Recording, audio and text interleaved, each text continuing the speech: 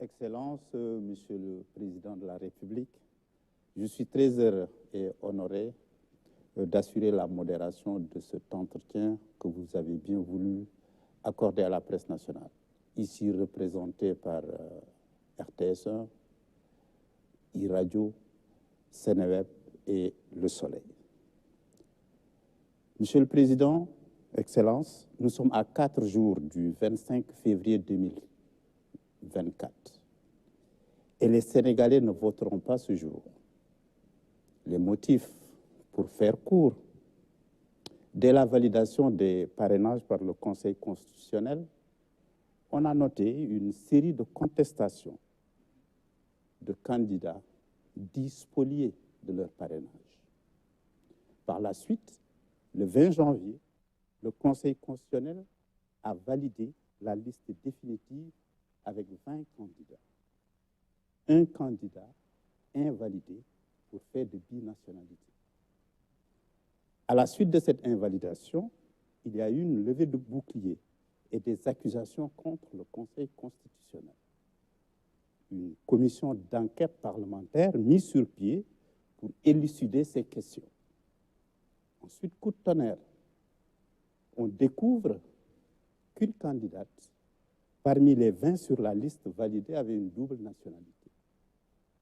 Le vendredi 2 février, le bureau de l'Assemblée nationale vous saisit d'une proposition de loi constitutionnelle pour le report de 6 mois de l'élection présidentielle.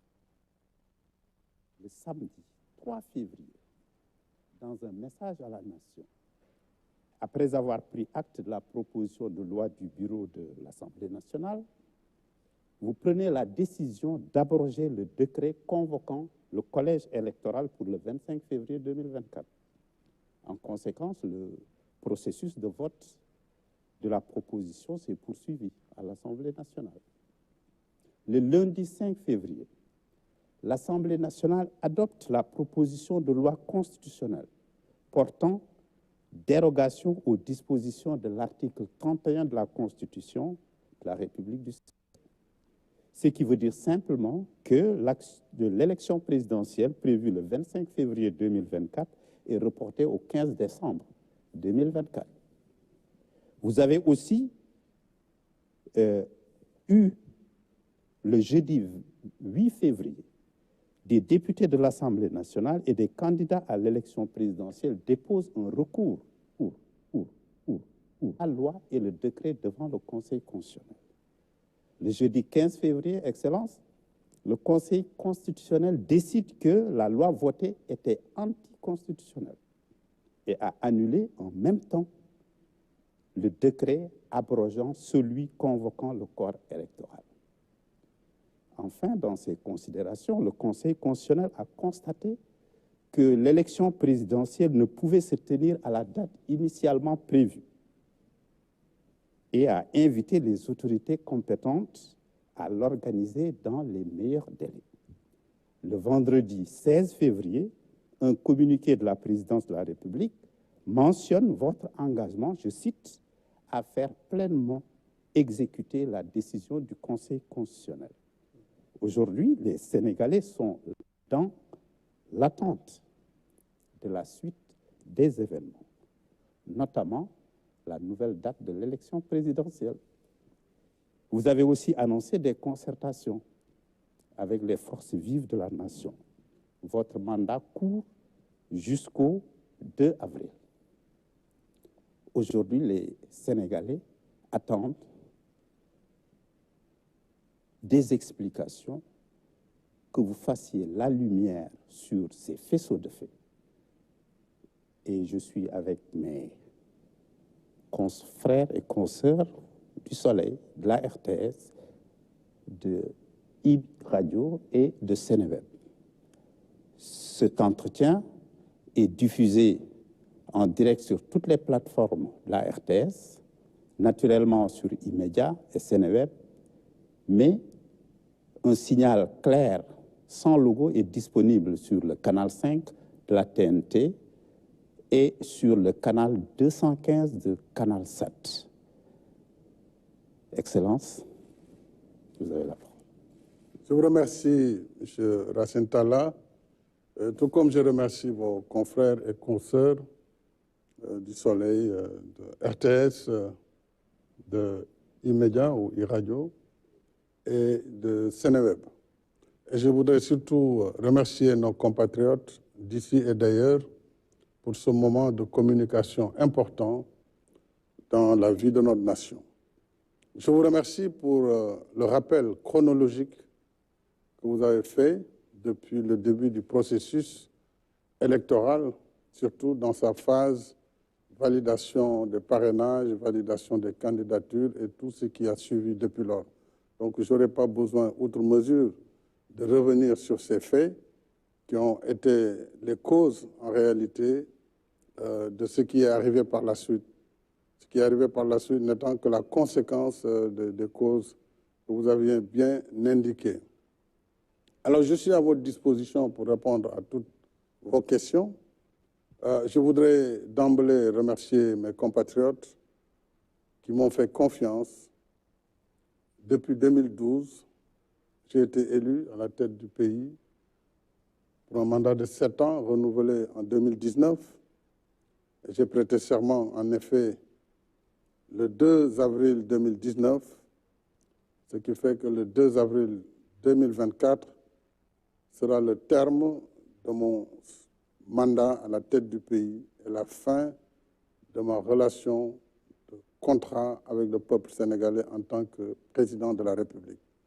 Je voudrais que ce débat soit clairement tranché. C'est un débat qui n'aurait pas eu lieu d'ailleurs, qui n'a pas lieu d'être, mais comme malheureusement dans notre pays, tout le monde est expert en tout et qu'on a voulu non seulement me faire un procès sur des intentions de faire un troisième mandat. Ce troisième mandat, on a vu que je n'en étais pas candidat. On a dit que je voulais rester à la tête du pays et je dis ici très clairement et très nettement que le 2 avril, ma mission se termine à la tête du Sénégal. Au moins, il faut que cela soit très clairement étayé. Maintenant, le reste du débat, nous pourrons revenir aux besoins sur les différentes étapes par rapport à l'ensemble des aspects que vous venez d'évoquer. Public, donc je demanderai... Rester à la tête du pays et je dis ici très clairement et très nettement que le 2 avril, ma mission se termine à la tête du Sénégal. Au moins, il faut que l'identité et l'identité de son organe de presse. Bonsoir, Monsieur le Président de la République. Je Bonsoir. suis Maria Madrami, journaliste présentatrice à la RTS. Alors, Son Excellence, je pense que vous m'avez marché sur la langue. Vous avez à peu près répondu à ma première question, vu que la date du 2 avril, tout le pays reste suspendu à cette échéance. Cette date correspond à la fin de votre mandat, vous l'avez dit, à la tête du Sénégal. Que comptez-vous faire à l'expiration de ce délai?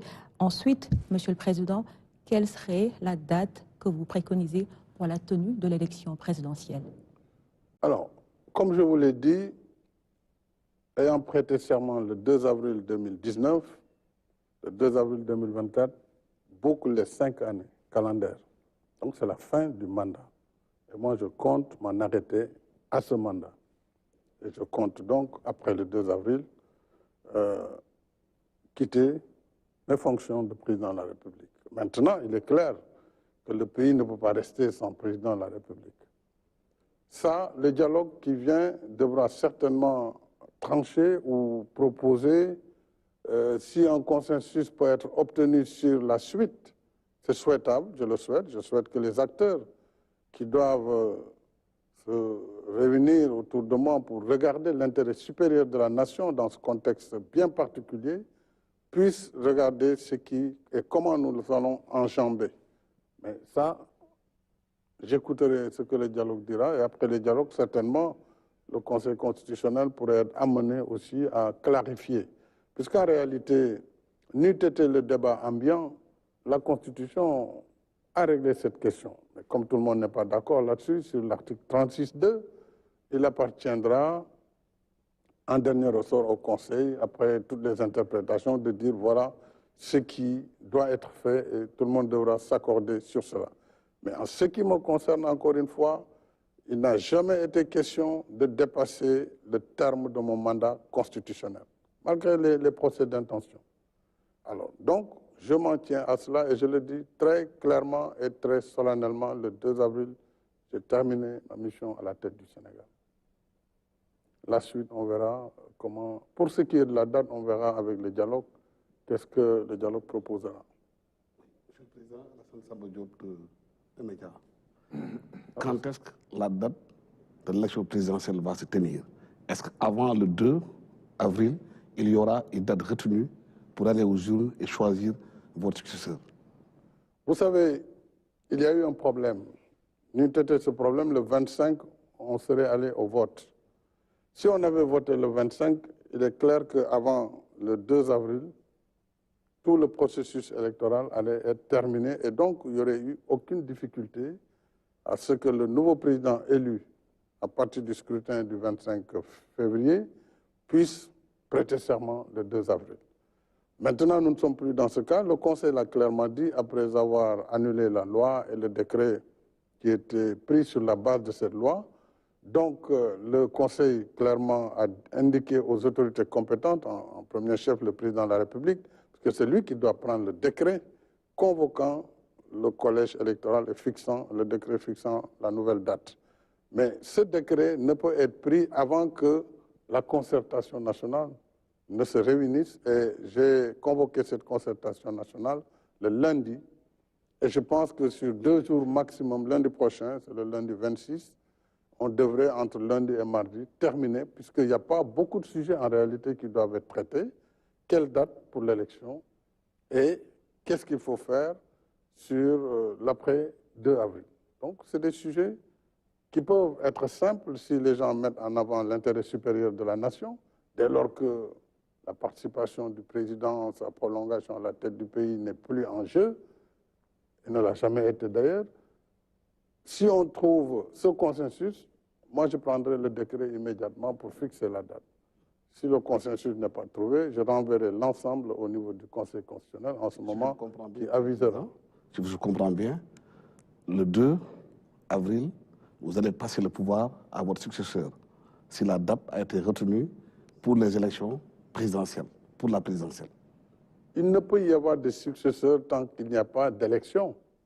Clairement, il faut qu'il y ait une élection, Est-ce qu'il aura lieu avant le 2? que le processus électoral arrive à terme et qu'on élise un président de la République, qu'il entre en fonction, c'est-à-dire qu'il prête serment devant le Conseil constitutionnel. En ce moment, il fait la passation. Mais ça, si c'est avant le 2, si on arrive à le faire avec des mécanismes qu'il faut trouver, parce qu'il y a quand même le code électoral, il y a un certain nombre de lois qui définissent des termes, il faut peut-être trouver le mécanisme de passer outre. En ce moment, oui, il serait possible que moi je passe le témoin au président élu, ou en tout cas, si le processus ne finit pas aussi et qu'il y a un second tour, le président élu prendra le témoin du président qui fera cette transition entre le 2 avril et la date de l'élection et l'installation du nouveau président. Parce que la contestation au niveau des... Contestation. Oui, juste une petite question pour préciser. La parole elle est partagée, M. Alassane Samba Diop.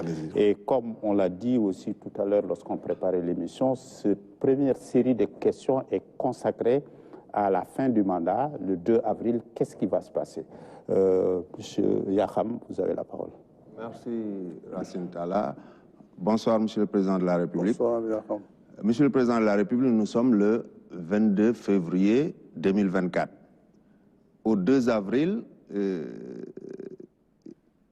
il se passera 40 jours d'ici là. Est-ce que pensez-vous, croyez-vous qu'il soit possible qu'en 40 jours, qu'on puisse organiser un dialogue, s'accorder sur quand et comment tenir la présidentielle, pour qu'au lendemain du 2 avril, c'est-à-dire le 3 avril, qu'il n'y ait pas un vide que tout un chacun peut appréhender. Vous savez, en ce moment précis, il ne m'appartient pas de dire voilà la date tant que les forces vives. Et parmi ces forces vives, vous avez les candidats. Il y a plusieurs types de candidats. Nous avons la série des candidats déjà validés dans le processus antérieur, la série des candidats dits spoliés de leur parrainage qui ne sont pas d'accord et d'autres qui ont été éliminés. Ça, ce sont les premiers acteurs. Les autres acteurs, ce sont les partis politiques, la société civile, les religieux, comme nous avons toujours considéré ce qu'on a appelé les forces vives de la nation, et qui, à chaque fois, le secteur privé, d'ailleurs, les syndicats et autres. Mais lorsque ces assises vont se tenir lundi, on verra, compte tenu du contexte et du risque de vacuité après le 2, que les gens mettent en avant encore une fois la République, le pays, sa stabilité, pour voir est-ce qu'on peut d'ici le 2 finir le processus. Je ne le pense pas, mais ce n'est pas ce qui est essentiel. Mais pour le faire, par quels moyens il faut passer? Parce qu'il faudra passer par des raccourcis. Si on veut tenir absolument à faire l'élection avant le 2, il y a le code électoral qui fixe des délais. C'est la loi. Ce sont des délais légaux. Alors, tout cela nécessite justement ce dialogue. S'il y a un consensus au cours du dialogue, mais le consensus va prévaloir. En ce moment, on pourra passer outre les lois qui fixent les délais. Si le dialogue indique par contre qu'on ne doit pas se précipiter au point de faire des erreurs et d'aboutir à une élection qui peut aussi avoir des tares, en ce moment aussi, dans des délais les meilleurs, ils fixeront la date de l'élection. Ils indiqueront les propositions pour la date de l'élection. En ce moment, si c'est un consensus, là aussi, le président il fixe par décret rapidement. Je veux faire la dichotomie clairement entre l'élection et la fin du mandat. C'est deux choses liées, mais qui sont différentes. Le 2 avril, le président il finit son terme, c'est clair. Il n'y a pas de discussion là-dessus. L'élection peut se tenir avant ou après le 2. Donc tout dépendra du consensus que le dialogue pourra fixer ou, à défaut de consensus, ce que l'arbitre constitutionnel décidera. M. Diallo, Sénéweb, Yaham, tout à l'heure, vous aurez une question pour la relance. Allez-y. Bonsoir. Bonsoir, M. Diallo. Si l'élection présidentielle se tient au-delà du 2 avril et que vous êtes toujours président de la République, vous avez évoqué tantôt l'article 36 de la Constitution qui dispose entre autres que le président doit rester en exercice en fonction jusqu'à l'arrivée de son successeur. Est-ce que vous allez démissionner ou est-ce que vous allez rester à l'écoute du Conseil constitutionnel et faire ce que la haute juridiction va préconiser? Ça, c'est la première question. La deuxième question, vous avez parlé de dialogue avec les candidats, les 19 candidats. D'accord. Je vous remercie, M. Diallo. Il ne peut y avoir de démission dès lors que je viens jusqu'au terme de ma mission. C'est clair, il n'y a pas de démission. Maintenant, encore une fois, à la fin de cette mission, dès lors que ce que dit la Constitution dans son article 32, deuxième alinéa, 36.2, 36, deuxième alinéa, ne fait pas l'unanimité, tout le monde n'a pas la même compréhension. Moi, je n'ai pas envie, pour tout ce que j'ai fait pour ce pays, comme effort pour le développement économique et social du Sénégal, ce que j'ai fait comme sacrifice pour mettre notre pays là où il est aujourd'hui, je ne veux pas être l'objet d'une polémique stérile par rapport à des ambitions qui ne sont pas les miennes. Et donc, je considère avoir fini mon travail à la tête du pays à la fin de mon mandat. Il appartient à toutes ces composantes du dialogue et au Conseil constitutionnel en dernier ressort de voir comment ils vont faire la suite du processus. Mais ce qui est sûr, il n'y aura pas de vide. On ne peut pas laisser un pays sans président, c'est évident. Donc, attendons ce dialogue et attendons la suite de ce dialogue. La date, elle aurait pu être fixée, mais on ne peut pas la fixer tant qu'on n'a pas quand même les arguments des uns et des autres. Donc, tout est lié et il faut juste patienter. Et d'ici lundi, mardi, on aura vraiment une idée précise de la date et surtout de ce qui se fera après le 2. Une question sur le report. Oui, moi je pense que c'est suffisamment clair, mais je vous laisse une petite relance. Président, vous aviez pris la décision d'abroger le décret convoquant le corps électoral le 25 février à l'origine des soupçons de corruption. Mais au même moment, vous avez renouvelé votre confiance au président au Premier ministre Amadou Ba, par ailleurs le candidat de Benno Bokk Yakaar, des accusations de corruption. Vous abrogez le décret convoquant le corps électoral, mais vous renouvelez en même temps votre confiance au Premier ministre qui est aussi accusé par le groupe parlementaire Liberté, Démocratie et Changement. Il y a deux choses dans votre question. Vous dites des accusations. Une accusation ne veut pas dire qu'il y a un coupable. Il faut qu'il y ait la présomption d'innocence. Ensuite, le report n'est pas dû à ces accusations. Le report est dû à la deuxième proposition de loi qui est venue de l'Assemblée nationale pour informer le président de la République qu'une procédure est en cours au Parlement pour décaler la date de l'élection. D'ailleurs, si vous regardez bien les motifs, dans la note de présentation du décret portant abrogation, ce décret s'est appuyé sur la saisine de l'Assemblée nationale. Comme l'Assemblée est la seule qui vote la loi, elle était déjà en procédure pour voter la loi, on devait s'arrêter, puisqu'il y avait l'imminence du démarrage de la campagne électorale. La preuve, la décision du Conseil constitutionnel est intervenue bien après. Nous serions en plein milieu de la campagne électorale et on allait dire aux gens, on ne peut plus aller aux élections, arrêtez votre campagne. Donc c'est pour éviter ce processus qui démarre sans avoir la certitude de nous mener au scrutin du 25 février que j'ai abrogé le décret convoquant les électeurs pour le 25 février. Alors, donc la question de la confiance ou de la présomption d'innocence, ça n'a rien à voir avec le décret qui a été pris. Donc ça, c'est un volet politique qu'il faut séparer de cette question institutionnelle. Merci, Président. Mariama Dramé, RTS. Monsieur le Président, vous parliez tantôt de dialogue. Est-ce qu'on va voir les contours de ces concertations? Qui va y participer? Est-ce que ces acteurs ont donné leurs accords? Oui, le dialogue, en premier chef, je vous ai dit, c'est d'abord les acteurs politiques, parce que c'est un dialogue politique, et à travers les acteurs politiques, vous avez des candidats, les candidats qui ont été dans ce processus, tous les candidats, et les candidats qui en dernier ressort ont été validés, mais également les autres qui sont des candidats, il faut tenir compte aussi de leur avis, ne pas les négliger ni les mépriser. Il y a comme acteurs les partis politiques, la majorité, l'opposition, les non-alignés et aussi la société civile qui est un acteur vivant de la scène politique sénégalaise et les forces vives. Donc, comme nous l'avons fait, ce n'est pas la première fois qu'on tient un dialogue. D'ailleurs, il y a quelques mois, nous avons fini les conclusions d'un dialogue antérieur. Il me semble que les candidats ont exprimé la volonté de répondre à ce dialogue et de répondre au président de la République, tous les types de candidats. Et il y a également les partis politiques qui sont, à mon avis, prêts à venir discuter, parce qu'il faut bien qu'on discute.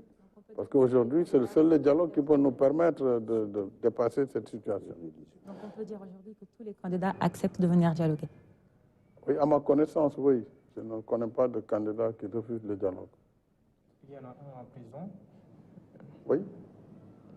Est-ce que des dispositions sont prises pour qu'il puisse être libre et participer? Dans le cadre du dialogue et de l'apaisement que j'ai souhaité, j'ai indiqué ces derniers temps à mon gouvernement la nécessité de prendre des dispositions pour faciliter la libération d'un certain nombre de détenus et aller même au-delà, puisque le pays aujourd'hui a besoin de pardon, le pays a besoin de réconciliation, le pays a besoin de traverser cette période dans la paix et la stabilité. Parce qu'au-delà de l'élection qui va passer très bientôt, nous avons besoin de voir notre pays poursuivre sa trajectoire d'émergence pour le bénéfice de nos populations. Donc on ne peut pas faire une émergence sans la paix et la stabilité.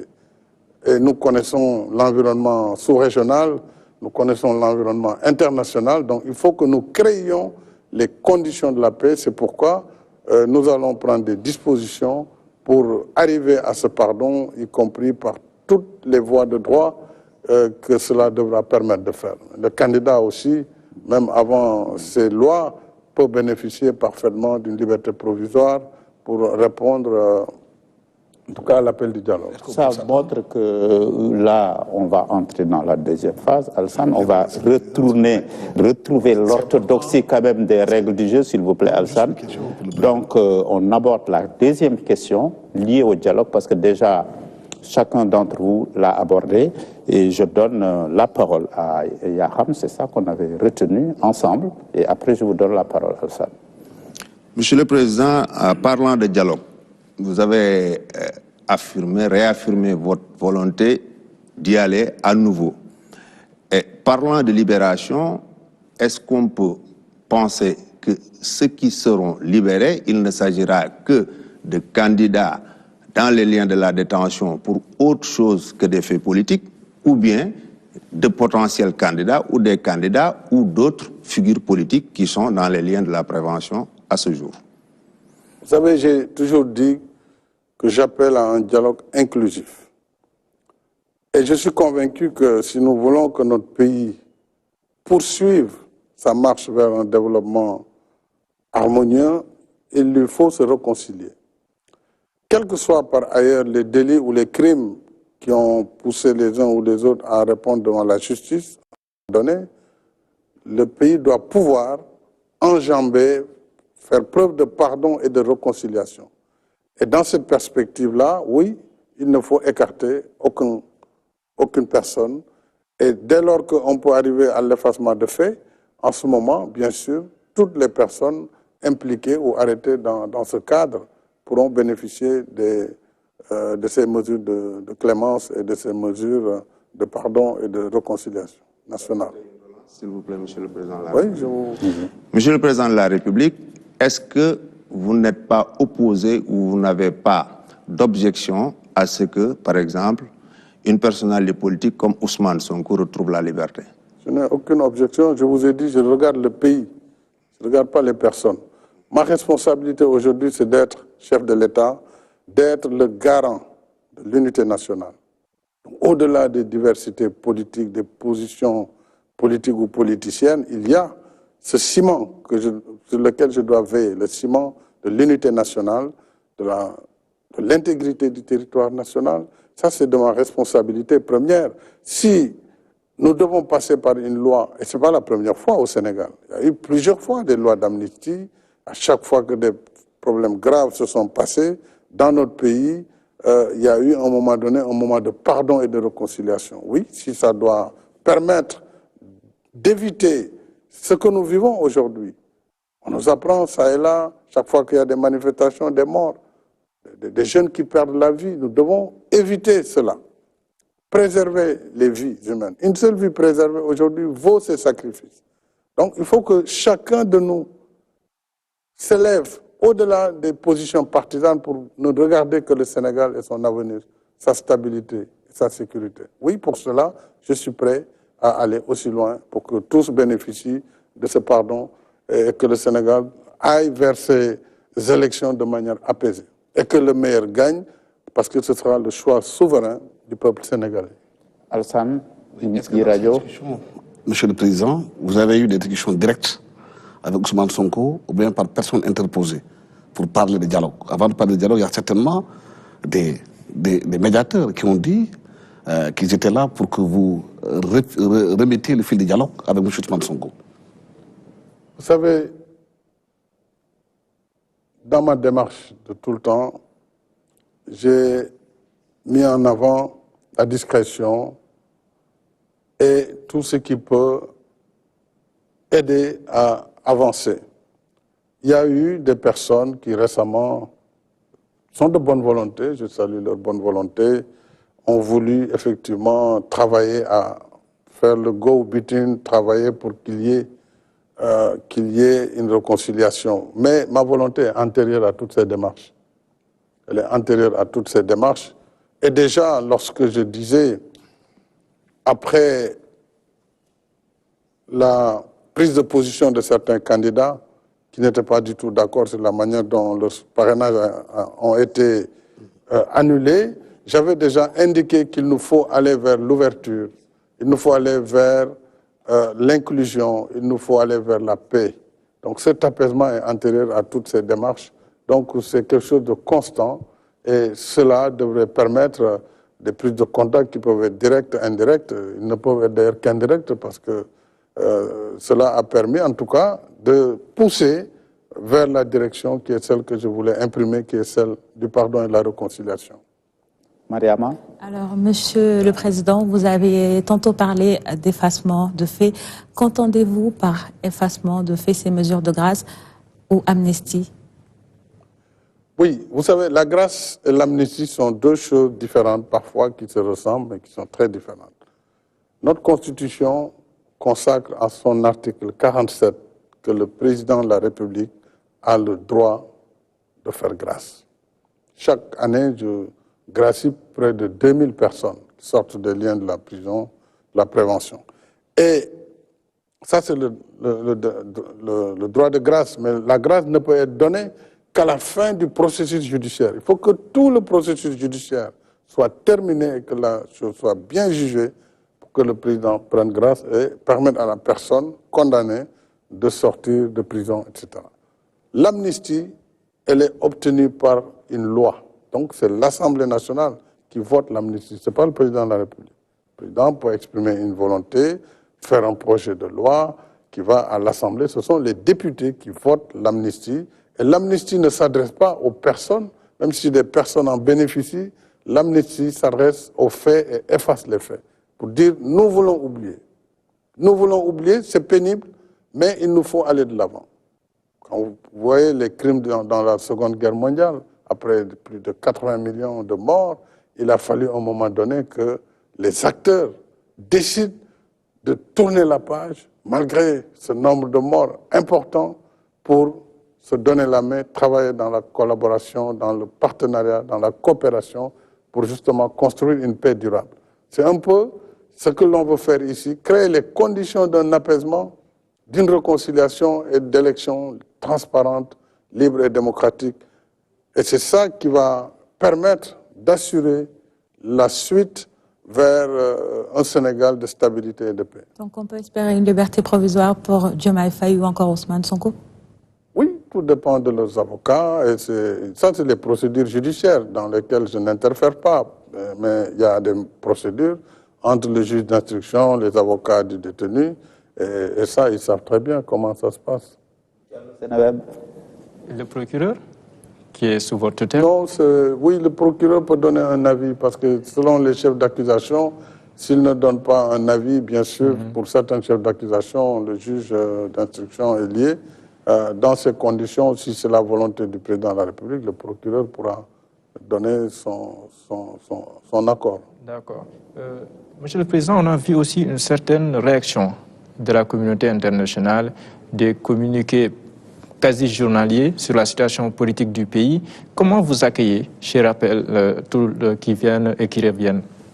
Je l'accueille avec beaucoup de peine, parce que je ne peux pas comprendre que des partenaires qui sont avec le Sénégal, qui, en principe, travaillent avec nous sur les mêmes principes, lorsqu'il se passe quelque chose dans notre pays, et tous les pays peuvent avoir des difficultés conjoncturelles, ils doivent d'abord venir à la source, voir ce qui se passe exactement, au lieu de se suffire de commentaires qui condamnent de façon péremptoire, parfois, de façon très violente, le président de la République, le Sénégal. Ça m'a fait de la peine, parce qu'au Sénégal, jusqu'au moment où je vous parle, une seule loi n'a pas été violée. Personne ne peut dire que le président de la République, en abrogeant le décret, n'était pas dans son droit. Là, le Conseil a dit ce décret était adossé à une loi qui elle-même est annulée. À partir de ce moment, le Conseil joue son rôle. Donc, nous sommes dans le dialogue des institutions. Le Sénégal est un véritable État de droit. L'Assemblée nationale a eu son temps, a joué sa partition. C'est la seule qui doit voter les lois. Elle l'a voté. Le Conseil constitutionnel est le seul juge des lois constitutionnelles. Il a joué sa partition. Le président de la République, en tant que chef de l'exécutif, a pris acte et a décidé de mettre en œuvre les décisions du Conseil. C'est ça l'état de droit. Donc pourquoi toute cette levée de bouclier, toute cette campagne de presse qui est aux antipodes de ma pratique de démocrate depuis que je suis à la tête du pays? Moi, je suis venu en gagnant des élections. Je viens de l'opposition. C'est moi qui ai proposé la réforme pour fixer définitivement la limitation des mandats et la durée du mandat du président de la République. Quand j'ai été élu, le mandat était de 7 ans. C'est moi qui ai proposé un référendum pour le ramener définitivement à 5 ans renouvelable une fois. J'ai refusé d'être tenté par un 3e mandat. J'ai été très clair. Je l'ai dit le 3 juillet. Je l'ai répété le 3 février 2024. Pourquoi on veut dire et faire dire avec des moyens importants de la presse internationale que le président de la République veut s'agripper au pouvoir? Mais si c'était ma volonté, j'aurais été candidat. C'est tellement plus simple. Je renonce à tout cela. Je construis mon pays avec tous les Sénégalais. Je ne mérite pas cette campagne internationale et je la dénonce de façon vigoureuse. Parce que moi, je suis un homme libre. Je suis un homme libre, je suis un Sénégalais, je suis un Africain. Et je suis un démocrate. Je n'ai violé aucune règle pour aujourd'hui me retrouver dans cette campagne nauséabonde qui est entretenue pour créer la tension et la déstabilisation de mon pays. Donc je dénonce ce fait. Donc, Monsieur le Président de la République, au-delà de tout ce que vous venez de dire, en décidant d'arrêter le processus électoral, est-ce qu'on peut dire que vous avez évité le pire pour notre pays, le Sénégal? Je suis convaincu que si nous avions continué en fermant les yeux sur ce qui était en train de se faire, nous pourrions le regretter. Dieu seul sait et l'histoire pourra nous juger par rapport à ce qui s'est passé et par rapport aux actes qui ont été posés. Moi, je l'ai fait au détriment de ma réputation. Je l'ai fait au détriment de ma propre personne. Mais je sais, et c'est pourquoi j'insiste sur l'inclusion. Si on ne veut pas d'un processus ouvert, transparent et inclusif, nous pourrons vivre des conséquences qui ne seront pas les meilleures pour notre pays. Maintenant, si la question c'est le président de la République, lui, le 2, il a terminé sa mission. Donc ce n'est plus un sujet. Mais prenons le temps quand même de regarder les problèmes et de décider d'une date qui va être la plus proche possible, parce qu'on ne peut plus attendre très longtemps, la plus proche possible, et que le pays aille vers cette élection de façon apaisée. C'est mon souhait le plus ardent et c'est la seule ambition qui me reste à réaliser à la tête du pays. Alassane. Vous avez parlé tantôt de la date d'ici. Qu'est-ce que cette loi va couvrir? Quelle est la période? La date de l'amnistie. Quelle est la période que la loi va couvrir et quels sont les faits qui sont concernés? Est-ce que ceux qui avaient été arrêtés pour des actes terroristes seront concernés par l'amnistie? Mais ça, il faut d'abord que le gouvernement valide le projet de loi que j'introduirai. Il y a des acteurs quand même qui doivent d'abord informer, qui doivent en discuter, et les députés qui doivent voter cette loi, si elle est proposée. Pour le moment, on en est là. Tout est en branle. J'ai donné les instructions très claires au ministre de la Justice, garde des Sceaux. Le gouvernement y travaille, le Premier ministre et l'ensemble du gouvernement, et nous allons aussi travailler au plan politique avec les groupes parlementaires, et après, tout ça peut aller très vite. Pour le moment, on en est là. Lundi prochain va s'ouvrir le dialogue national. Oui. Combien de temps va en prendre le dialogue? 2 mois, 3 mois? Non, le dialogue, je pense, sur 2 jours, il doit être fini.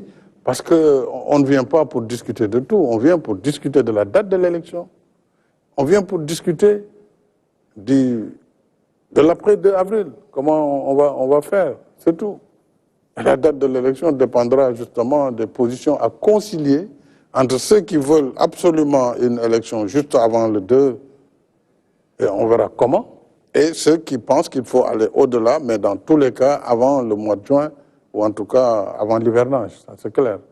Donc ça, c'est le sujet du dialogue. Donc voilà les sujets. On ne va pas parler d'autre chose. C'est bien campé.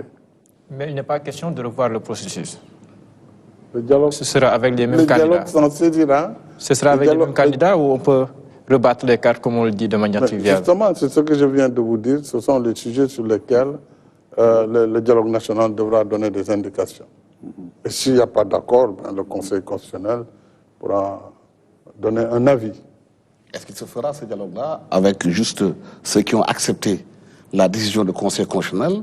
Mais non, le dialogue... Ceux qui ont rejeté la décision. Non, le dialogue concerne tous les acteurs, y compris ceux qui sont d'accord, ceux qui ne sont pas d'accord, parce qu'il s'agit de trouver une solution qui permettra à notre pays d'aller aux élections le plus rapidement possible et dans la paix.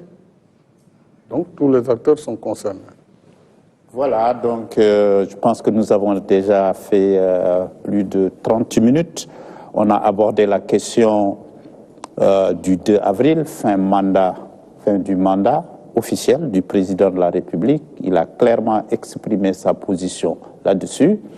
On a également abordé la question du dialogue et la date de la prochaine élection. Si vous n'avez pas une question de relance sur ces sujets, on peut passer au Wolof. J'en ai une. Alors, Son Excellence, on parle beaucoup en ce moment de meilleurs délais. Quelle est, selon vous, l'échéance appropriée pour définir meilleur délai? C'est le meilleur délai. Le meilleur délai, le délai les meilleurs. C'est ce qui peut être fait. C'est pourquoi je dis, l'urgence est là, tout le monde le sait, tout le monde le voit. Il faut tout faire pour qu'on ne soit pas dans une incertitude. En fait, c'est ça. Il faut qu'au sortir du dialogue, mardi, qu'on ait une date. Le plus rapidement possible. Voilà, c'est ça. On peut le dire le plus rapidement possible, les meilleurs délais. Bon, donc ça, c'est du français, chacun comprend comme il peut. J'ai juste deux petites relances, Monsieur le Président. Oui. Il y a certains qui proposent le 3 mars, le premier tour, le 10 mars, le deuxième tour, pour qu'on soit dans les délais du 2 avril. Est-ce que vous serez d'accord avec ces dates? Mais non, je vous ai dit, il ne m'appartient pas au moment où je vous parle de dire l'élection aura lieu le 3 mars, le je ne sais quelle autre date. Lundi, la concertation nationale sera saisie. Les candidats eux-mêmes seront les premiers que je prendrai avant même la concertation nationale. Et puis, nous discuterons de tout cela. S'il y a un consensus, il sera appliqué, quel qu'il soit. S'il n'y a pas un consensus, eh bien, on décidera aussi d'une date où on référera au Conseil constitutionnel. Une dernière relance. Est-ce qu'aujourd'hui, les candidats qui sont soupçonnés d'avoir une double nationalité, qui seraient passés par les mailles du filet, est-ce que ces candidats sont concernés par rapport justement à l'enquête qui sera faite pour voir effectivement est-ce que ceux qui vont diriger demain le Sénégal sont de nationalité exclusive du sénégalaise? Vous savez, c'est un sujet très sérieux et très important, puisque lorsque la loi dit, la Constitution, dans son article 28, précise que pour être candidat à l'élection présidentielle, il faut être exclusivement de nationalité sénégalaise. Dès lors que la Constitution fixe ce dispositif, on doit pouvoir procéder à des contrôles. Il est vrai que ce n'est pas facile, puisque d'emblée, on peut voir que le monde est constitué de plus de 193 pays ou États, mais je pense qu'on doit pouvoir régler cette question parce qu'il serait catastrophique si, d'ici l'élection, on découvre encore des candidats qui sont des binationaux. Ou alors que ceux qui sont dans ce cas puissent, pour des raisons personnelles, déjà démissionner et éviter au pays encore ce traumatisme. Mais je pense qu'un contrôle devrait quand même être fait pour nous assurer que vraiment les dispositions de la Constitution en ce qui concerne la nationalité exclusive sont vraiment respectées par l'ensemble des candidats. Mais est-ce que cela ne viendrait pas à remettre en cause la décision du Conseil constitutionnel qui n'est susceptible d'aucune voie de recours? Non, mais le Conseil vient de prendre une nouvelle disposition parce que quand, après sa décision, il apparaît qu'il y a un candidat qui est binational, le Conseil, dès qu'il a reçu la démission de la personne concernée, a fait une décision nouvelle en fixant à nouveau. Donc, s'il y a des choses nouvelles qui vont perturber et entacher la sincérité du scrutin parce qu'une disposition majeure aura été violée, je pense qu'il sera dans son devoir d'aviser et de prendre des décisions. Si vous tombez d'accord avec l'opposition sur la date, le 2 avril, comme vous l'avez dit tantôt au début d'émission, Le dialogue, c'est là-bas que vous arrêtez votre mandat, ça sera le 2 avril. Si vous partez du Sénégal, qu'est-ce que vous allez faire, Monsieur le Président? Mais ça, c'est devant nous. Pour le moment, le plus urgent, c'est d'aider le Sénégal à aller aux élections. J'ai déjà largement communiqué sur ce que je compte faire. J'ai déjà créé ma fondation, elle est faite, j'ai pris des dispositions de cet été. Je vais m'occuper utilement. Donc ça, je pense que... Voilà. Donc, Vous êtes installé au Maroc, comme on a dit. oui, entre autres, ça a été... au Maroc, a acheté une maison à Marrakech. Oui, peut-être, oui. Parce que j'aime bien le Maroc. Très bien. Avant juste de passer... une toute dernière question. C'est la toute dernière. Pour boucler le volet français. Alors, Monsieur le Président, au regard de tout ce que vous avez dit, on note votre volonté clairement de créer une condition de stabilité sociale, politique, mais également de paix. Avant de passer à la version Wolof, quel est votre message pour les Sénégalais d'ici et d'ailleurs, mais aussi de la communauté internationale, quand on sait que vous êtes un acteur clé du multilatéralisme? Oui, je voudrais d'abord, encore une fois, rendre hommage au peuple sénégalais qui m'a fait confiance, qui m'a permis, en 12 ans, d'apporter ma contribution dans la construction nationale. M'a permis d'imprimer cette démarche de développement endogène, harmonieux, inclusif. Le plan Sénégal émergent a été mis en place. Il a eu des résultats tangibles. Nous pourrons avoir, après cette période de trouble, plus de temps pour constater quand même ce qui a été très positif, ce qui a été moins, ce qu'il faut améliorer. Et il faut que celui ou celle qui viendra puisse prendre le relais et continuer la marche du pays. Les Sénégalais, je sais qu'ils aiment leur pays, il faut qu'ils fassent tout pour le préserver. Parce que la paix, lorsqu'on la perd, ce n'est pas seulement une question de 5 ans ou de 10 ans. C'est perdu pour très longtemps. Or, ce qui fait notre richesse, c'est d'abord la paix au Sénégal. Et c'est la concorde. Donc, quelles que soient aujourd'hui les vicissitudes et les débats ambiants, il faut savoir raison garder et ne pas trop déborder pour que nous puissions aller dans la paix et la stabilité aux élections et que le meilleur gagne. Ça, c'est vraiment mon vœu le plus ardent. À nos partenaires du Sénégal, je voudrais encore une fois d'abord les remercier pour l'accompagnement puisque j'ai bénéficié pendant ces 12 dernières années de leur amitié, de leur coopération, de leur soutien et de leur support.